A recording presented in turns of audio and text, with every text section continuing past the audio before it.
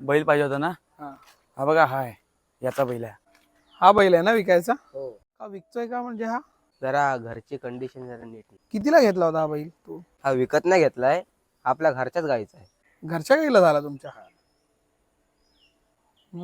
तरी किती देऊ? द्या 5-6 हजार रुपये द्या. 5-6? काय वाटतं रे? नंतर सांगू आपण. नाव काय याचं? सरपंच. सरपंच. ठीक आहे, सांगतो. नाव काय याचं? मोईल धुमाल. मोहिल धुमाल. भेटल का वाट